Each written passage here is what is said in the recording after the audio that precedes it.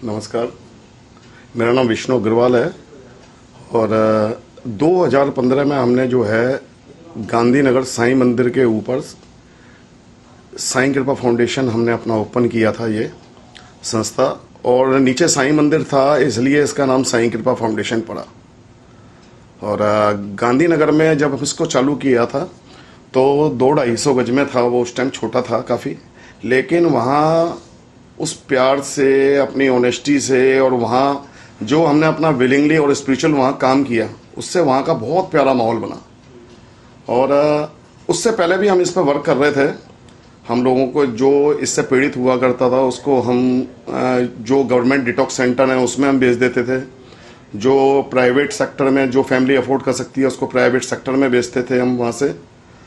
तो उसके बाद जब हमारी टीम थी, उन्होंने जब हमारे को बोला कि इसकी जो है हम अपनी एक फाउंडेशन बना के हम इस पर अगर रनअप करते हैं तो उससे क्या होगा, कल को कोई डिसीजन वगैरह लेना होगा तो हम इजीली ले सकते हैं।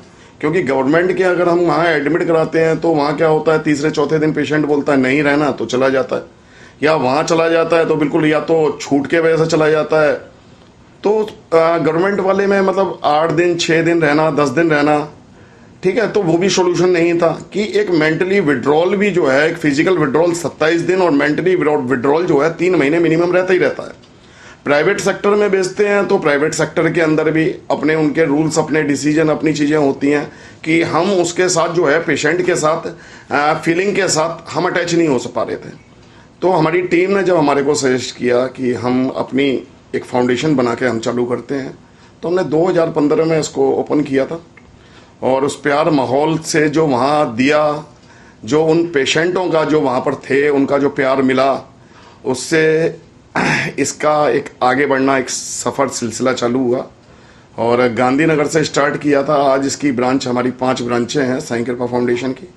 नोएडा के अंदर सेक्टर 112 में, अलीगढ़ बोनेर बिजली घर के पास हाईवे पर ही, और हल्द्वानी में कमलवा गांजा रोड पर, और एक हमारी जो है गैस गोदाम रोड पर है, बिल्कुल सेंट्रल हॉस्पिटल के सामने। और अभी हमने एक हाल ही फिलहाल में अपनी एक हरिद्वार में ओपन करी है, माउंट फोर्ड स्कूल के सामने, रोड की और हरिद्वार रोड के बीच में, माउंट फोर्ड स्कूल के बिल्कुल ठीक सामने। और सारी ब्रांचें जो है आज ईश्वर की कृपा से 600 गज से ऊपर हैं। 5 ब्रांच में गार्डन बने हुए हैं, सारी सुख सुविधाएं हैं। और माहौल जो वहाँ जो प्यार मोहब्बत को लेकर चले थे, तो वो प्यार मोहब्बत जो है हमारे को आगे आगे बढ़ाती हुई लेकर जा रही है। तो आज 5 ब्रांच इसकी हो चुकी है और हम अपना काम पूरे बेहतर तरीके से, जितना हम बेहतर कर सकते हैं उस बेहतर तरीके से। और क्योंकि उस मेन क्या है, हम उसकी पीड़ा को जानते हैं कि जो वो आज पीड़ा भोग रहा है, और इसकी इतनी दर्दनाक पीड़ा है कि एक तो खुद ही बर्बाद है, और दूसरा उसके माँ बाप बर्बाद, और तीसरा आने वाली नस्ल बर्बाद। 3 पीढ़ियों को जो खोखला कर रहा है। और इतना दर्दनाक है, आप देख सकते हैं कि दुनिया के अंदर सबसे ज़्यादा जो मौतें हैं वो नशे के कारण होती हैं। दुनिया में सबसे ज़्यादा एक्सीडेंटल केस नशे के कारण, दुनिया के अंदर सबसे ज़्यादा घरेलू हिंसा के केस नशे के कारण। आज जो इतनी पावरफुल बीमारी है कि मतलब इसको सोच के भी डर लगता है कि जिसको हो जाती है, जिस घर में ये हो जाती है ना, तो मतलब घर तबाह हो जाता है पूरी तरीके से। तो कहीं ना कहीं हमारा इसमें इमोशंस जुड़े हुए हैं इस फील्ड में, और इमोशंस के साथ हम अपना काम कर रहे हैं इस फील्ड में। तो हमारे और बेहतर रास्ते खुलते जा रहे हैं इस संस्था के। एक सवाल और है इसके साथ ही कि अगर हम देखें कि एक सामाजिक बुराई है, एक घाव होता है वो ठीक हो जाता है, लेकिन ये समाज का एक ऐसा घाव है जो बहुत ही दर्दनाक और खतरनाक भी है, जिससे आप बता रहे हैं जिस तरह से। इसके साथ यूथ बहुत ज्यादा है। अगर एक क्राइटेरिया देखें तो यूथ बहुत ज्यादा इन्वॉल्व हो रहा है इसमें। तो इसको समाज में कैसे रोका जा सकता है, और उसको क्या समझते हैं आप, इसको कैसे इस पे कंट्रोल किया जा सकता है? आपने भी यूथ के बारे में जिक्र किया, और मैं अपने बारे में थोड़ा सा जिक्र करूंगा कि मैं इस डिसीज के बारे में, कि ये डिसीज जो है बचपन से ही कहीं ना कहीं चालू हो जाती है। बचपन में अगर देखा जाए, ईश्वर ने जो है ना कुछ लोग पावर दी हुई है कि जैसे शुगर है, 100 लोग चीनी खाते हैं, 100 लोग एडिक्ट नहीं होते हैं, 100 लोग बर्बाद नहीं होते हैं, 100 लोगों को शुगर नहीं होती है। कुछ पर्सनैलिटी के बारे में कि मेरी जो पर्सनैलिटी थी वो बचपन से है ना कुछ अट्रैक्टिव पर्सनैलिटी थी, कुछ अलग पर्सनैलिटी थी। और जितने पेशेंट आते हैं देखता हूं, इनके सारे में डिस्कस करते हैं।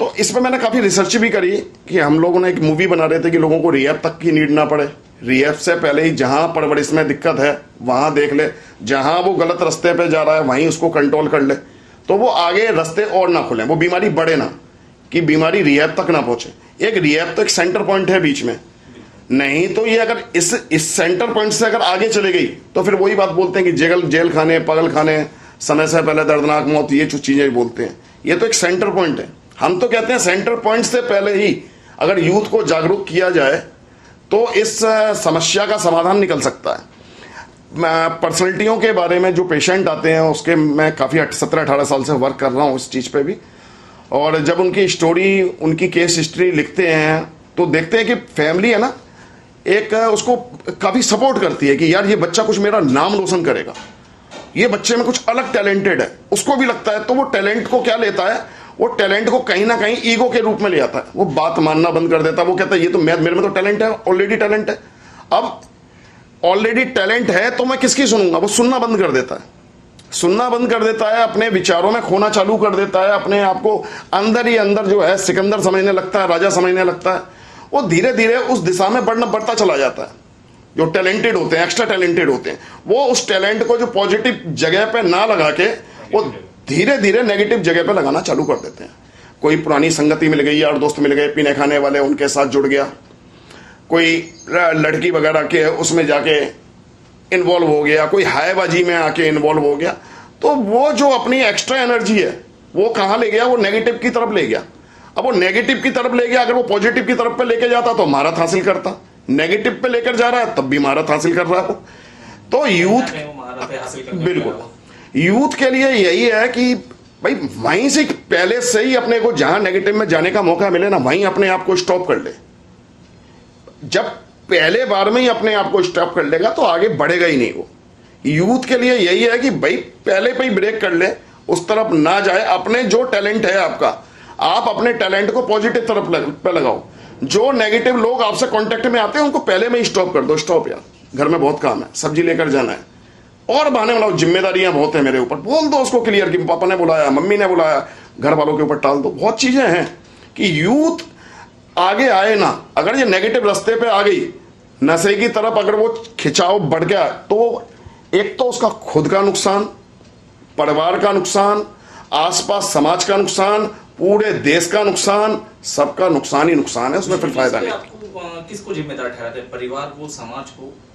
क्यों जो एक यूथ है अपने अच्छे रास्ते पे न जाके, जैसे आपने बताया कि वो अपनी अच्छी एक्टिविटी अच्छे रास्ते पे लगाए तो अच्छा जा सकता है, लेकिन इस पे किसको जिम्मेदार मानते हैं? सबसे बड़ा जिम्मेदार कौन है इसका जिम्मेदार तो वो खुद ही है, क्योंकि एक कहावत भी है कि जो निकम्मों की जिंदगी है वो दूसरों को दोष देने में ही खत्म हो जाती है। हम किसी को दूसरों को दोष दें कि इसमें परिवार जिम्मेदार है या समाज जिम्मेदार है, कुछ नहीं है। खुद का जिम्मेदार है कि अगर नेगेटिव की तरफ वो अट्रैक्ट हो रहा है, वो ही स्टॉप कर दे कि नहीं यार नहीं। उसको थोड़ा जागरूकता हो इस चीज के बारे में। गवर्नमेंट से भी ये कि जागरूकता फैलाए, अवेयरनेस कैंप करें। हमारी संस्था अवेयरनेस कैंप कर रही है, जागरूकता फैला रही है, लोगों को बता रही है। हम तो मूवी बनाने के चक्कर में थे कि शॉर्ट मूवी बनाएं कि इस बारे में ओपन समझाएं कि कहां जरा से ही नेगेटिव आ रहा तो वहीं स्टॉप मार दे, नेगेटिव फीलिंग्स चली स्टॉप कर दे, बहाने बनाना बंद कर। उसके वजह से ऐसा हुआ था, मम्मी ने मेरे को सपोर्ट नहीं किया तो मैंने ऐसा किया था, पापा ने मेरे को पैसे नहीं दिए थे तो ऐसा किया था, पापा ने मुझे ज्यादा पैसे दे दिए थे तो मैंने ऐसा करना चालू कर दिया था, पापा ने मुझे स्टॉप नहीं किया। जो बहाने बनाने वाले होते हैं वो बहाने बनाते हैं। ये कहा जा सकता है कि बर्बादी का स्वयं ही वो एक कारण है, खुद का स्वयं कारण है। वो जहां चीज आ रही है वो पहले ही स्टॉप कर दे, उसको नहीं करना। और इंसानियत के नाते ही उनको जब दिखाई देता है कि इसके ये दुष्परिणाम है, ये इसकी समस्याएं हैं, प्रॉब्लम्स हैं, तो सरकार या प्रशासन पूरी एक इंसानियत के नाते आगे भी आ रही है उस चीज में। प्रशासन पूरी सपोर्ट करता है। कहीं जहां प्रॉब्लम्स दिख रही हैं, अवेयरनेस कैंप, जागरूक कैंप प्रशासन बहुत लगा रहा है। पुलिस प्रशासन का तो बड़ा सपोर्ट रहता है। कहीं भी अगर जेल के अंदर, थाने के अंदर प्रोग्राम ऑर्गेनाइज कराते हैं। और सबसे बड़ी बात है ना, खुद को भी इनको पीड़ा हो रही है। आज प्रशासन के अंदर में भी आज बहुत से ऐसे हैं कि पुलिस वाले हैं, उनके लड़के जो है नशे की तरफ बढ़ते जा रहे हैं। गवर्नमेंट के अंदर बड़े बड़े सांसद, मिनिस्टर हैं, उनके बच्चे जो है उस तरफ जा रहे हैं। तो वो लोग भी देख रहे हैं इसके लिए। अभी एक मिनिस्टर साहब है, उनका बेटा जो है अभी ये ड्रग्स के उसमें एक्सपायर हुआ था वो, और उनका जो है काफी योगदान चालू हुआ है। वो कहीं ना कहीं इतने इमोशंस हैं कि उनको अगर बात करें हम किसी और चीज की, हम और डिस्कशन हो रहा होता है और जहां नशे का एक टॉपिक आता है तो पूरी तरीके से भावुक हो जाते हैं और नशे में पूरी तरीके से सपोर्ट करने के लिए तैयार हो जाते हैं। तो कहीं ना कहीं प्रशासन जो है इसमें आगे आ रहा है, दिख रहा है कि यार इसके दुष्परिणाम बहुत हैं। पहले तो ये होता था कि जो इससे पीड़ित होता था वही दिख रहा था, लेकिन अब क्या है, प्रशासन को भी दिख रहा है कि अगर हमारे को देश का भला करना है तो इस बुराई को तो जो है ना जड़ से खत्म करना पड़ेगा, इस बुराई को तो स्टॉप करना पड़ेगा, तभी देश का भला होगा, तभी देश हमारा सुरक्षित रह सकता है। समाज में कोशिश तो सभी कर ही रहे हैं, सब कर रहे हैं, चाहे सामाजिक कार्यकर्ता हो या फिर प्रशासन। जी जी बिल्कुल बिल्कुल। आपके काफी सारे सेंटर हैं, काफी सारे जो पेशेंट हैं वो भी काफी सारे होंगे, संख्या भी उनकी अधिक होगी। आपका जो प्रोसेस होता है इलाज करने का, उसके बारे में थोड़ा बताइए पब्लिक। जब गाड़ी आगे बढ़ जाती है, जैसे अभी बताया कि अगर हम उसको स्टार्टिंग के अंदर ही हम उसको घर से अगर हम इसको स्टॉप कर लेते हैं, ठीक है ना, जैसे अभी वो चीनी खा रहा है, शुरू में ही अगर वो कंट्रोल करना चालू होगा तो वो शुगर नहीं होगी उसके लिए, अगर वो शुरू से कंट्रोल। अब उसको ऑलरेडी शुगर हो गई, अब शुगर की मात्रा भी हाई लेवल पर जा रही है, इंसुलिन पे जा रहा है, दवाई लेने की नीड्स है, तो वो तो काम दवाई और इंसुलिन ही करेगी उसके लिए। परहेज जहां जरूरत थी परहेज की स्टार्टिंग के अंदर, जहां उसको रोका जा सकता था वहां नहीं रोका गया, वो आगे बढ़ गई है कहानी, तो उसके लिए रिहैब काम करता है अपना। रिहैब क्या करता है कि वो पेशेंट जो होता है वो रुकता नहीं है, उसको क्या है, उसको जितनी मर्जी कस्में खिला दो, जितनी मर्जी वादे कर लो, और वो धीरे धीरे वो सारे जब उसके विचार उठते हैं तो सारे कस्में वादे विचार बातें सब रखी रह जाती हैं वहाँ। वो एक थॉट आता है और थॉट के अंदर बिल्कुल वो सीधा भागता है नशे की तरफ। तो उसके लिए क्या काम करता है कि रिहैब है, साईं कृपा फाउंडेशन रिहैब अपने इस चीज में बेस्ट अपना योगदान दे रहा है कि हमारे पास जब वो पेशेंट आता है तो पहले महीने 27-28 दिन उसको फिजिकल डिटॉक्स में लगता है, और शुरू के अंदर डॉक्टर मेडिसिन्स, डॉक्टर जो हमारे आर के बंसल जी हैं, हमारे आशिमा रंजन जी हैं, और जो हमारे डॉक्टर्स हैं, तो वो डॉक्टर्स की देख रेख में उसका ट्रीटमेंट चलता है। हमारे गौरव यादव जी हैं, तो इनकी देख रेख में चलता है 27 दिन। मतलब एक रूटीन बांध दिया था। उसके बाद जब वो फिजिकल फिट हो जाता है, कोई 10 दिन में, कोई 15 दिन में, कोई 20 दिन में, जितना जल्दी से जल्दी वो कवर अप कर लेता है, उसको फिर हम ले आते हैं मैदान में, जो ये विचार मेंटली ऑब्सेशन वाला पार्ट चालू होता है, और वहां हम उसको रनअप में लेकर आते हैं, उसको डिसीज के बारे में बताते हैं, क्योंकि विचार कैसे उठते हैं। कहीं ना कहीं वो ताला भी काम करता है कि वो भाग नहीं सकता, जा नहीं सकता, उसको विचार उठा कि मुझे आज पीनी है, अभी पीनी है, जरा सी पीनी है, थोड़ी सी पीनी है, तो अब वो कहाँ जाएगा, लेकिन बाहर ताला, ठीक है, हम लोगों की सिक्योरिटी है उस पे है। तो वो विचार कहाँ उठे डाउन हो गए, इधर हमारी क्लासेस चल रही हैं, तो वो विचार पॉजिटिव की तरफ आने चालू हो जाते हैं, उसके दुष्परिणाम दिखाने चालू कर देते हैं, ये देख नुकसान, ये नुकसान से। और उसके बाद हमारी जो क्लासेस चलती हैं, जैसे योगा मेडिटेशन, हमारा जस्ट फॉर टुडे है, इनपुट सेशंस हैं, इसके माध्यम से जो है एक हमारी जो स्पिरिचुअल क्लासेस हैं, तो कि अपने आप से प्यार करना है, अपनी दिनचर्या को ठीक रखना है, अपनी रूटीन्स को ठीक रखना है, डिसिप्लिन में आना है, क्योंकि एडिक्ट के साथ है ना डिसिप्लिन कुछ नहीं होता। वो बचपन से खुले मिजाजों में जीना चाहता है, उसे कोई रोके ना, रोकने वाला बहुत बुरा होता है, ठीक है, तो वो कहीं ना कहीं डिसिप्लिन में आना चालू होता है। आज जो हमारा देश सुरक्षित है तो कहीं ना कहीं डिसिप्लिन से। अगर हमारे बॉर्डर्स के अंदर ये डिसिप्लिन नहीं होंगे, सुरक्षा नहीं होगी, तो सब खतरा हो जाएगा, खत्म हो जाएगा सब कुछ। तो वो कहीं ना कहीं उसको डिसिप्लिन के अंदर लेकर आते हैं, और धीरे धीरे फिर हम उसको, जब उसका एक ट्रीटमेंट पूरा हो जाता है और उसके साथ साथ जब वो बाहर आता है, तो फिर हम अपने साथ जोड़ते हैं। ये नहीं हमारी कहानी खत्म हो गई, साथ रहते हैं, साथ जुड़ के चलेंगे, बहुत मजा आएगा। जहां प्रॉब्लम्स आएगी, नशे के विचार आएंगे, जब तू साथ में जुड़ा रहेगा तो याद भी रहेगा कि यार अगर ये गलती से भी एक बूंद गया ना, तो दोबारा उसी रास्ते पे चला जाएगा, सब कुछ तबाह हो जाएगा। तो जब साथ में जुड़ के चलते हैं ना, तो रिजल्ट बहुत बढ़िया काम करता है उसमें। प्रोसेस जो कहें तो कितना समय लगता है इस पूरे प्रोसेस में? ट्रीटमेंट का जो प्रोसीजर है वो 6 से 7 महीने का है, 6 से 8 महीने लगा लीजिए आप। बाकी का पेशेंट के ऊपर भी डिपेंड करता है कि कौन कितना आगे गया हुआ है। कोई ऐसा पेशेंट भी होता है जो 4-5 महीने में भी कवर अप कर लेता है, ठीक है, किसी को 6 महीने लगते हैं, किसी को 7 महीने लगते हैं। जिसकी जो जितना आगे गया हुआ है बीमारी में, उसका ट्रीटमेंट उसी तरीके से होता है।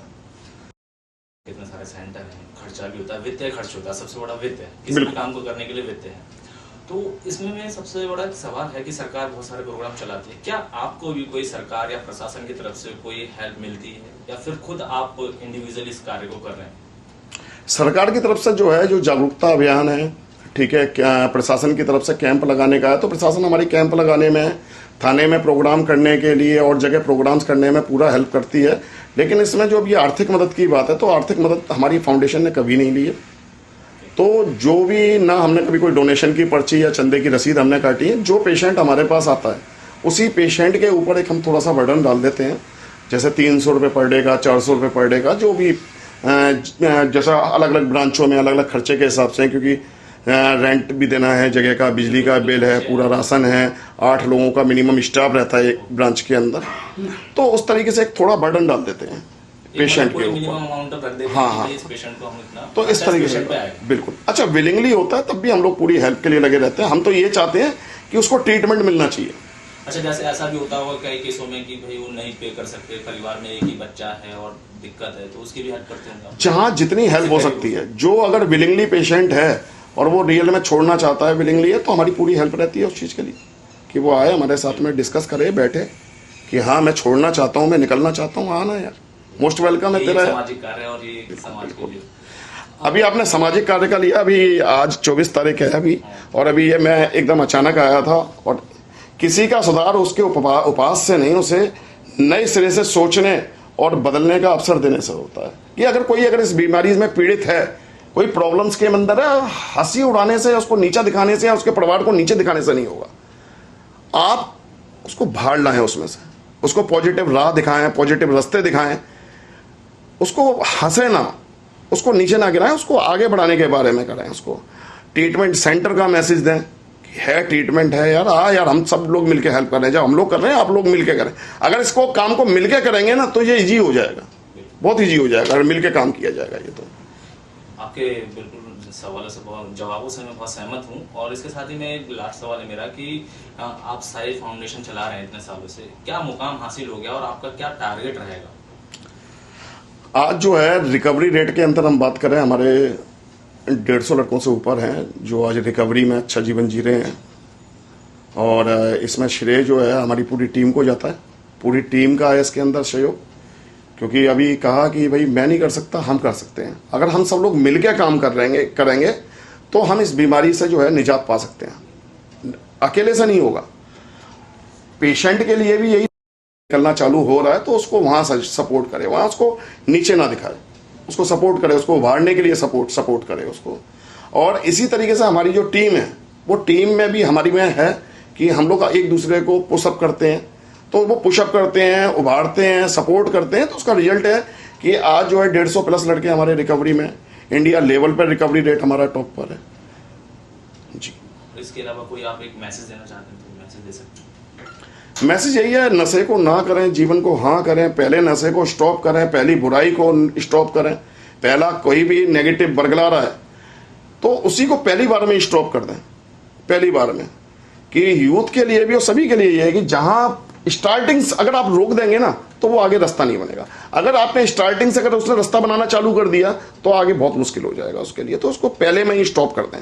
तो नशे को ना करें, जीवन को हाँ करें, बुराई को ना करें और अच्छाई को हाँ करें। Thank you.